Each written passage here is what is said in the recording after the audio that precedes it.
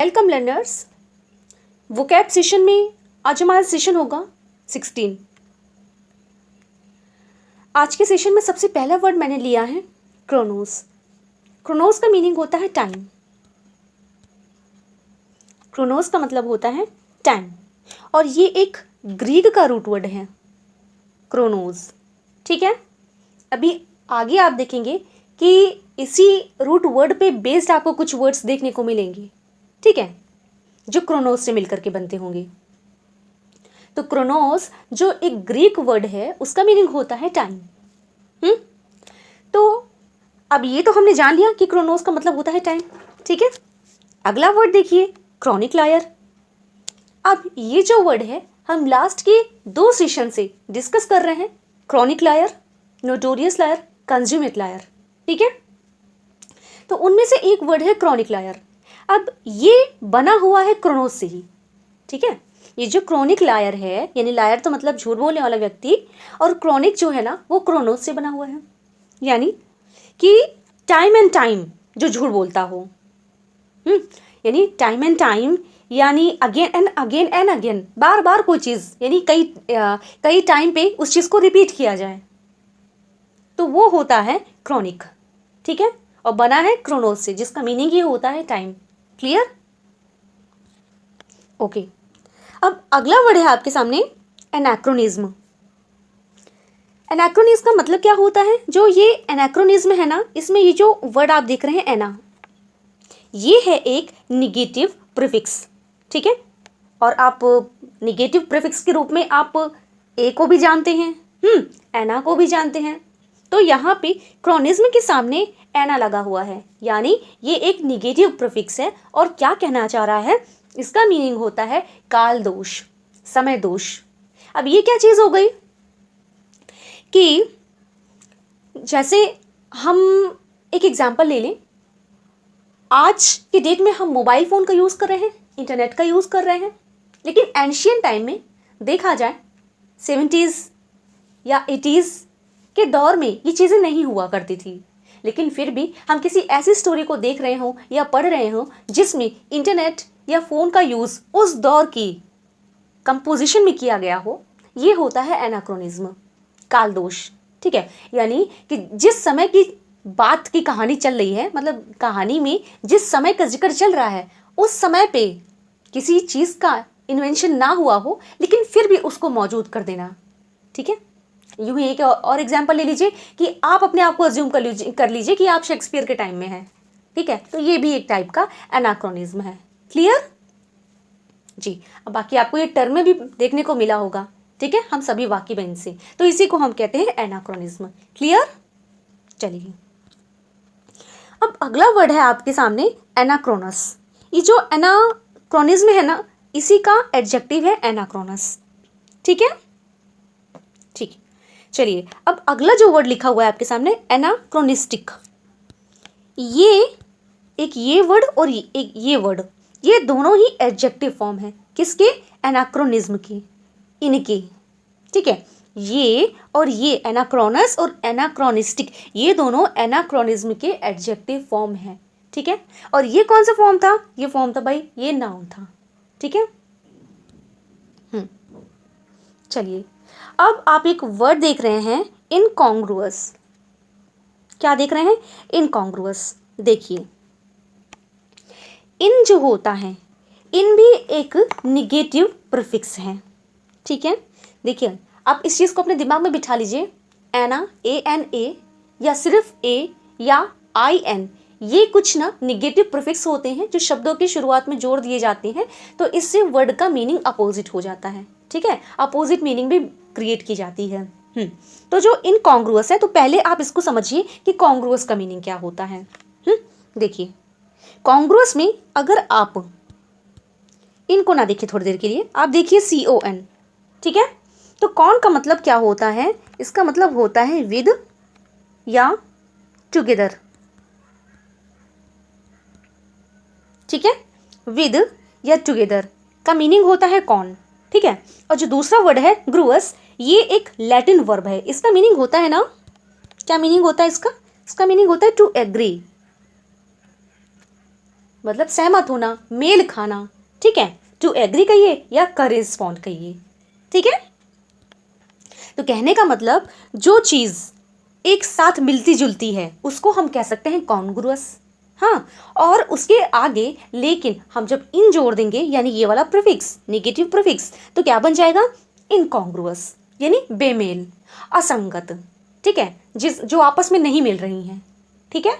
Matchless, matchless नहीं बोलेंगे, वो हम कह सकते हैं मिसमैच, जी, ठीक है, कि मैच तो किया हो लेकिन गलत, है ना। तो ये चीज़ है इनकॉन्ग्रुअस, क्लियर। और ये जो वर्ड अपने आप में, ये जो वर्ड आप देख रहे हैं ये अपने आप में एडजेक्टिव वर्ड है, क्लियर। चलिए अब देखिए, अभी पढ़ा था इनकॉन्ग्रुअस, अब आया इनकॉन्ग्रुटी। ये है नाउन, स्पेलिंग अच्छी है, आप याद रखेंगे, INCONGRUITY, ठीक है। ये है इनकॉन्ग्रुअस। अच्छा, मैंने इसका एग्जाम्पल दिया कि नहीं दिया इनकॉन्ग्रुअस का? इनकॉन्ग्रुअस का मतलब ये होता है ना कि कहीं पे कोई चीज़ मेल ना खा रही हो किसी से, ठीक है। अब वो जिस चीज़ का एग्जाम्पल होगा उसको हम कुछ इस तरह से जोड़ सकते हैं कि क्या होता था पहले, एक बस्टल पोशाक चलती थी, पाउडर्ड विग चलती थी, 18th सेंचुरी की बात है ये सब, और वेस्प वेस्ट चलती थी, है ना, जिसमें आप देखेंगे, सर्च कर लेंगे इंटरनेट पे तो आपको इजीली मिल जाएंगी, ये सभी पोशाक मतलब हुआ करती थी, ठीक है। तो ये 18th सेंचुरी की बात है, उस समय की ये सारी पोशाक का मैंने नाम लिया, और अगर आज के ज़माने में इसको पहन लिया जाए तो ये तो एक इनकॉन्ग्रुटी होगी ना, ये तो मैच नहीं खाएगा। आज समय है आज का और पहना जा रहा है उस समय की चीज़, ठीक है। चलिए एक और एग्जांपल आप ले लीजिए, आप जा रहे हैं किसी वेडिंग में, तो वेडिंग के अकॉर्डिंग आपके ड्रेस होने चाहिए, ऐसा नहीं कि आपने कुछ भी पहन लिया कैजुअल सा, सॉक्स पहन लिए या समथिंग और कुछ पहन लिया, ठीक है। तो ये भी एक प्रकार की कॉन्ग्रुटी होती है, ठीक है भाई, कॉन्ग्रुटी नहीं, इन जोड़ लीजिए, इनकॉन्ग्रुटी, ठीक है, क्योंकि कॉन अगर लग रहा है और ग्रुटी का हम यूज़ कर रहे हैं तो इसका मतलब कोई चीज़ मैच करने वाली है, इन लगा रहे हैं तो इसका मतलब कि कोई चीज़ नहीं मैच करने वाली है, इन्हें असंगत कह सकते हैं या बेमेल कह सकते हैं, ठीक है। चलिए अब आगे चलते हैं। अगला वर्ड आपके सामने लिखा है क्रोनोलॉजिकल। देखो, क्रोनोलॉजिकल का जो मीनिंग होता है वो होता है इनकरेक्ट टाइम ऑर्डर, ठीक है। और ये कहाँ से आया है? ये भी आया है क्रोनोस से, ठीक है। ये जो वर्ड है ये भी आया है क्रोनोस से, इसका मतलब होता है टाइम, और क्रोनोलॉजिकल बना है इसी से, क्रोनोस से, है। ये है एडजेक्टिव फॉर्म और इसका मीनिंग होता है इनकरेक्ट टाइम ऑर्डर, ठीक है, यानी टाइम ऑर्डर है और वो भी करेक्ट रूप में, ठीक है। चलिए, और इसी का जो नाउन फॉर्म बनता है वो होता है क्रोनोलॉजी, ठीक है। क्या बनता है? क्रोनोलॉजी, यानी हम कह सकते हैं the science of time order. The science of time order क्या कहलाता है? क्रोनोलॉजी, जी, नाउन फॉर्म है तो इसका मतलब होता है साइंस ऑफ टाइम ऑर्डर, ठीक है। चलिए, अच्छा, अब ये जो साइंस है इसका जो अध्ययन करेगा यानी पढ़ने वाले वो जो होंगे वो कहलाएंगे क्या? क्रोनोलॉजिस्ट, क्लियर, ओके। अब अगला वर्ड आपके सामने लिखा हुआ है क्रोनोमीटर। क्रोनो वही अपना क्रोनोस से बना है जिसका मीनिंग होता है टाइम, और मीटर बना है मेट्रोन से। आपको अगर याद हो तो मैं आपको पढ़ाती आ रही हूँ लास्ट सेशंस में। मेट्रोन का मतलब होता है मीजरमेंट। ओह यस, मैंने लिखा भी है ये नीचे, ठीक है। तो मेट्रोन का मतलब होता है मीजरमेंट। तो क्रोनोस को जो अब मेट्रोन करने का काम करेगा यानी जो मापने का काम करेगा, कौन होते हैं ये? क्रोनोमीटर। ये क्रोनोमीटर क्या हो सकते हैं? ये एक हाईली एक्यूरेट टाइम पीस, इसको हम जोड़ सकते हैं, क्रोनोमीटर को हम हाईली एक्यूरेट टाइम पीस से जोड़ सकते हैं, जैसे एक डिवाइस कह सकते हैं, ठीक है। तो समय को नापने का काम कौन करेगा? देखा जाए तो घड़ी भी करती है, वॉच करती ही है ना। और इसको आप सेंस लगा लीजिए, अगर आपको एक्यूरेट सेंस लेना है तो आप सेंस लगाइए कि एंशियंट टाइम में जो समय को मापने का काम करता था, एक घड़ी जैसा एक डिवाइस होता था, उसमें एक कंपास सा बना रहता था, जो भी है जैसा भी, अब देखा तो मैंने नहीं है, हाँ, लेकिन जितना सुना है, जितना हम जान रहे हैं उस अकॉर्डिंग हम बता रहे हैं। तो वो भी एक उस समय का वो डिवाइस था घड़ी को मापने का, और घड़ी को नहीं, माफ़ कीजिएगा, टाइम को मापने का। और आज के टाइम में, प्रेजेंट टाइम में हमारी जो वॉच होती है वो भी मापने का काम करती है समय को, ठीक है। तो ये सभी डिवाइसेस हैं। अब अगला वर्ड है आपके सामने क्रोनोमेट्री। अब ये जो पूरा प्रोसेस है ना, ये कहलाता है क्रोनोमेट्री। स्पेलिंग अच्छी है, याद रखिएगा, CHRONOMETRY। तो इसको हम कह सकते हैं क्रोनोमेट्री, ठीक है। The measurement of time, clear जी। अगला वर्ड इसी का एडजेक्टिव लिखा है क्रोनोमेट्रिक, ठीक है। चलिए अब अगला वर्ड आपके सामने आ गया है सिंक्रोनाइज। देखो अब ये वही क्रोनोज हैं जो हम पढ़ते आ रहे हैं, अब इसी का वर्ब फॉर्म बना दिया गया है ये, ठीक। अच्छा पहले इस वर्ड का मीनिंग भी समझ लीजिए। है तो वर्ब फॉर्म बिल्कुल, लेकिन क्या मीनिंग है वो देखिए। सिन जो है ना, सिन ये है एक प्रीफिक्स, ठीक है। सिन है एक प्रीफिक्स और क्रोनोस वही टाइम, और सिन का मतलब होता है टुगेदर, ठीक है। सिन का मतलब होता है टुगेदर, और तो इसका मतलब ये होगा कि टू टाइम टुगेदर, और टू मूव, हैपन, और टू कॉज टू हैपन। यानी कहने का मतलब एक ही समय पे कोई काम हो रहा है और उसी समय पे कोई दूसरा चीज भी चालू है, ठीक है। एक तो ये चीज हो रही है, यानी जो भी है XYZ, ये कोई काम हो रहा है और सेम टाइम पे दूसरी कोई चीज चल रही है, ठीक है। इसी को हम कह सकते हैं सिंक्रोनाइज, ठीक है। अच्छा देखो ये जो सिंक्रोनाइज है, सिंक्रोनस है, मैं जो मीनिंग बता रही हूँ वो मीनिंग यही है। और सिंक्रोनाइज अगर जो ये वर्ब है ना, एग्जैक्ट वर्ब का अगर हम मीनिंग निकालेंगे तो इसका मतलब होता है घड़ी को मिलाने का काम करना, ठीक है। यानी चूंकि वर्ब है तो यहाँ पे डूइंग तो होनी ही चाहिए, एक्शन वर्ड तो कुछ होना ही चाहिए, वर्ब है ना, तो यहाँ पे हम ये कह सकते हैं कि समय को मिलाना। अब कहाँ मिलाएंगे, ऑब्वियसली घड़ी में ही मिलाई जाती है ना टाइम, तो इसीलिए हम सिंक्रोनाइज को वहां से कोरिलेट कर सकते हैं, ठीक है। और सिंक्रोनस वही जो मैंने बताया आपको कि एक समय पे दो काम होना, ठीक है। और ये एडजेक्टिव फॉर्म है, और सिंक्रोनिज्म जो है ये इसी का नाउन फॉर्म है, क्लियर जी। तो ये है नाउन, ये है एडजेक्टिव, ये है वर्ब। आई होप आपको अच्छे से समझ में आया होगा। सिंक्रोनाइज यानी साथ साथ कोई काम किया जाता है ना, तो वो होता है सिंक्रोनाइज। जैसे क्या होता है कि जब हम, एक एग्जांपल आप छोटा सा ले लीजिए, हम स्विमिंग करते हैं ना, हमारे हाथ भी चलते रहते हैं एंड सेम टाइम हमारा पैर भी चलता रहता है, ठीक है, एक्शन में बिजी होता है। और ऐसा आप एक एज्यूम कर सकते हैं कि आप हैं, आपकी जो वॉच है, आपके फ्रेंड की जो वॉच है, दोनों का टाइम सेम सेम है। यानी कोई चीज़ ना एक साथ एक ही समय पर साथ साथ में मूवमेंट होते रहना, वही चीज़ होती है सिंक्रोनाइज, ठीक। वो वर्ब है, ये एडजेक्टिव है, ये नाउन है, क्लियर। चलिए आई होप सारी चीज़ें क्लियर हो गई होंगी। अब आगे चल रहे हैं। अब अगला वर्ड है आपके सामने पैथोलॉजिकल, ठीक है। Pathological, pathological is diseased, the meaning of the words ignores the root logos science study. भाई लॉजिकल लगा है तो लॉजिकल तो बना है लोगोस से, जिसका मीनिंग होता है साइंस या स्टडी। तो क्या होता है पैथोलॉजिकल, हम अगर हिंदी में देखें ना, ये तो एडजेक्टिव लिखा है, अगर हम ले लें पैथोलॉजी को, चलिए आइए यहाँ मीनिंग समझा देते हैं। यहाँ आप समझ लीजिए कि एडजेक्टिव है, हालांकि जो रूट वर्ड होता है उसका एक ही मीनिंग होता है, बस उसी के एक वर्ब फॉर्म बना दिए जाते हैं और एक उसी का एडजेक्टिव फॉर्म बना दिया जाता है, और नाउन उसकी प्रैक्टिस को कहते हैं, ठीक है। तो मीनिंग अगर एक जगह भी बता देती हूँ मैं आपको, तो वहाँ से आप कोरिलेट कर लीजिएगा। बाकी पार्ट्स ऑफ स्पीच सबके अलग अलग होते हैं, और अब इतना चीज़ तो आप समझ गए होंगे कि एडजेक्टिव किस तरीके से बनता है। CAL लगा दिया जाए या C लगा दिया जाए, स्टिक लगा दिया जाए तो वहाँ पे वो एडजेक्टिव बनता है। ISM लगा दिया जाए तो नाउन बनता है, ठीक है। IST लगा दिया जाए तो भी नाउन बनता है, लेकिन वो पर्सन होता है।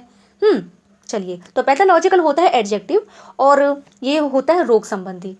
चलिए आइए अब पैथोलॉजी को समझ लेते हैं, उसी का रूप है ये पैथोलॉजी।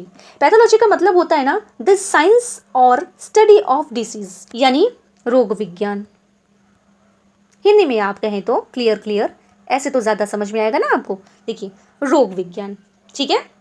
और पैथोलॉजिस्ट जो होते हैं ये होते हैं रोग विज्ञानी, है ना। इनकी ये तो करते हैं प्रैक्टिस, तो IST लगा भी है, द पर्सन हो, जो मैंने आपको बताया था, ये नाउन सफिक्स होता है, तो इसका मतलब होता है रोग विज्ञानी, ठीक है। चलिए हाँ, और तो ये जो पैथोलॉजिस्ट होते हैं ना, ये काम क्या करते हैं, ये एक्सपर्ट होते हैं ना, जो पर्सन होते हैं वो टिश्यूज़ का अध्ययन करते हैं। अब किसके टिश्यूज़, यानी जो चूंकि रोग विज्ञानी हैं ये लोग, तो क्या करते हैं, जो मनुष्य होते हैं, मानव होते हैं, उनके अंदर जो डिसीज़ होते हैं उन्हीं को डिसीज़ को पहचानने का कार्य ये करते हैं ऑटोप्सी के द्वारा, बायोप्सी के द्वारा, है ना जी। तो आप पैथोलॉजी का मीनिंग समझ लीजिए, ये है रोग विज्ञान, और जो ये करते हैं उनको कह सकते हैं रोग विज्ञानी, और ये जो पैथोलॉजिकल था इसका मतलब हम कह सकते हैं रोग संबंधित, ठीक है, एडजेक्टिव है। चलिए अब अगला वर्ड आपके सामने आ गया है पैथोस। एक सेकेंड, चलिए जो पैथोस होता है ना उसकी एक्चुअली एडिशनल भी मीनिंग होती है। एक तो मीनिंग अभी हमने पढ़ा पैथोलॉजिकल इज डिसीज्ड, है ना, यानी रोग से संबंधित हम सेंस लगाते हैं पैथोस का। आप देखिए अब पैथोस का मीनिंग ना हम फीलिंग से भी लगाते हैं, ठीक है। पैथोस का जो मीनिंग होता है एक एडिशनल, उसका मीनिंग होता है फीलिंग्स, ठीक है। अब इसी का यूज करके ना हम कुछ और वर्ड्स क्रिएट करेंगे जो नीचे लिखे हैं। चलिए तो सबसे पहला वर्ड आप इसमें पढ़ रहे हैं सिंपैथी। क्या है? सिंपैथी। सिम को हम पहले भी पढ़ चुके हैं, सिम और सिन दोनों, इन दोनों का मीनिंग होता है टुगेदर, ठीक है, टुगेदर। और पैथी का मतलब होता है फीलिंग, यानी कि किसी पर्सन की फीलिंग को, किसी पर्सन की फीलिंग को एक साथ समझना। एक साथ समझना मतलब जो उसके ऊपर बीत रही है उसको मैं समझूं, अगले सामने वाले आदमी के ऊपर जो फीलिंग गुजर रही है, मतलब जो बीत रही है, जो उसकी कंडीशन है, उसकी प्रॉब्लम को मैं अपने अंदर फील करूं, तो वो होता है सिंपैथी। और सिंपैथी को हम इंग्लिश में कहते हैं सहानुभूति। बचपन से भी पढ़ रहे हैं तो क्या होगा मीनिंग? सहानुभूति, ठीक है। ये है नाउन फॉर्म। सिंपैथेटिक ये है एडजेक्टिव, और सिंपैथेसाइज मतलब सिंपैथाइज जी ये है इसका वर्ब। क्लियर? चलिए अब देखिए, अब आपके सामने एक वर्ड लिखा हुआ है एंटीपैथी। पैथी माने फीलिंग, एंटी मतलब होता है अगेंस्ट। अच्छा ये गलत लिख दिया क्या? एक सेकेंड, अगेंस्ट जी। तो एंटी का मतलब होता है अगेंस्ट और पैथी का मतलब होता है फीलिंग, ठीक है। तो एक ऐसा पर्सन ना जो किसी पर्सन को डिसलाइक करने का काम करे, ठीक है, यानी एंटी का मतलब अपोजिट, किसी एक पर्सन की जो फीलिंग है उसके अगेंस्ट हो, यानी उसको डिसलाइक करे, ठीक है, उसकी फीलिंग को डिसलाइक करे, हॉस्टिलिटी बोल सकते हैं हम, है ना जी। तो ऐसे पर्सन अपोनेंट कहलाएंगे, डेट्रीमेंटल कहलाएंगे, अनमैनेजेबल कहलाएंगे, ठीक है, बिल्कुल। चलिए तो हमने जाना एंटीपैथी का मीनिंग क्या होता है। जो पैथी के जो किसी पर्सन की फीलिंग होती है, या किसी पर्सन के खिलाफ हो या उसको डिसलाइक करे, ठीक है, या अनदर पर्सन को कोई डिसलाइक करे, यही होता है एंटीपैथी। एंटीपैथी, ठीक है, ओके। तो एंटीपैथी तो है हमारा नाउन, एंटीपैथेटिक है हमारा एडजेक्टिव, और जी हाँ ठीक है, तो ये है इसका एडजेक्टिव। नीचे जो वर्ड लिखा है आपके सामने नेक्स्ट, वो है अपैथेटिक। तो गलती से कहीं ये दोनों को एक ना समझ लीजिएगा। क्यों? क्योंकि अभी तो था एंटीपैथिक, अब हम देखेंगे अपैथेटिक को। किसको? अपैथेटिक को। वैसे तो ये एडजेक्टिव फॉर्म लिखा हुआ है अपैथेटिक, और मैं आपको बहुत देर से बताई जा रही हूँ कि एना या फिर ए लगा हो तो इसका मीनिंग होता है निगेटिव प्रीफिक्स, यानी ये निगेटिव प्रीफिक्स होते हैं और किसी शब्द को अपोजिट बनाने का काम करते हैं, ठीक है। तो अपैथी जो है ना, अपैथी ये एक ऐसा व्यक्ति जो कि उदासीन हो, इनडिफरेंस हो, उसको फीलिंग ही ना पड़ रहा, उसको कोई फर्क ही ना पड़ रहा हो, कोई फीलिंग ही नहीं जग रही हो सामने वाले को देख करके, ऐसे पर्सन को हम कह सकते हैं अपैथी, ठीक है। ये तो स्टेट ऑफ कंडीशन है अपैथी, और अपैथेटिक एडजेक्टिव फॉर्म है। क्लियर? अच्छा अब आप ये मत सोचने लग जाइएगा कि एंटीपैथी और अपैथी में क्या डिफरेंस है।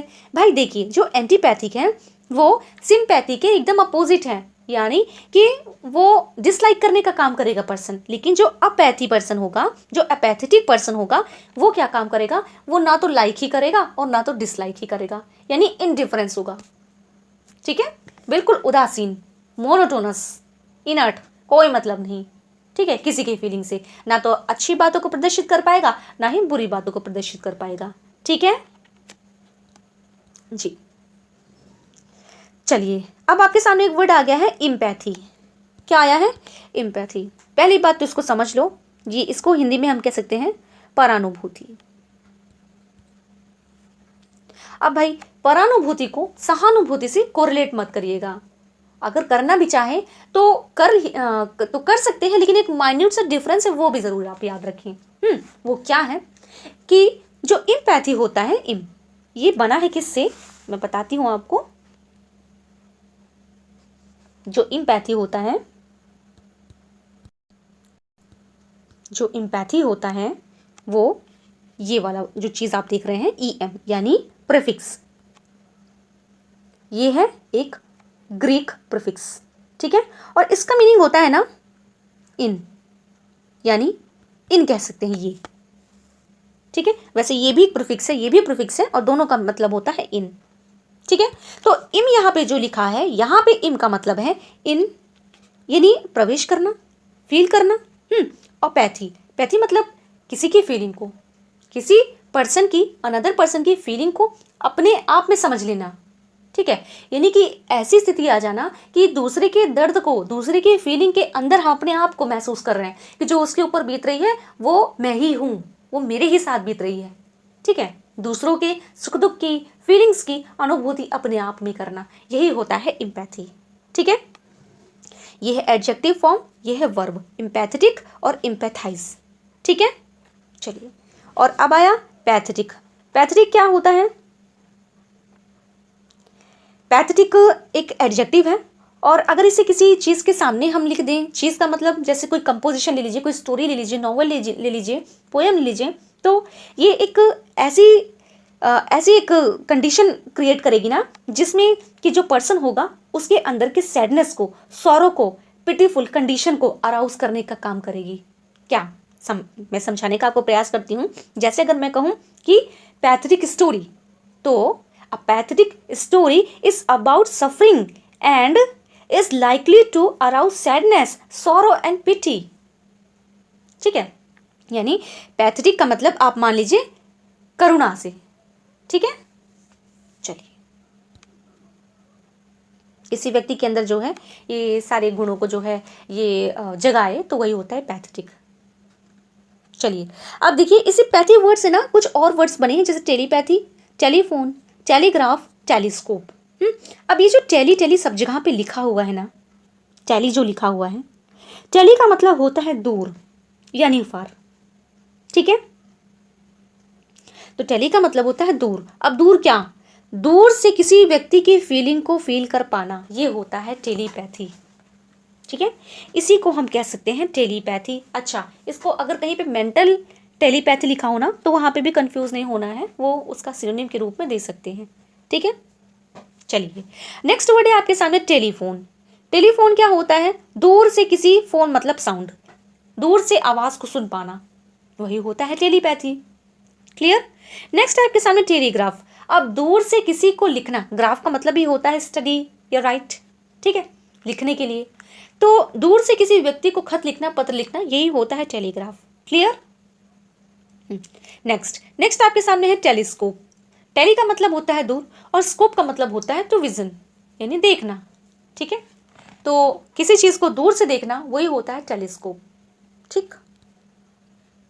चलिए, टेलीस्कोप एक डिवाइस भी है, अगर आपको पता है तो, है ना। चलिए, तो आज का ये सेशन कंप्लीट हुआ। इतने सारे वर्ड्स थे, हमने इसको पढ़ा, एडजेक्टिव, नाउन और वर्ब सबको साथ लेके चल रहे हैं।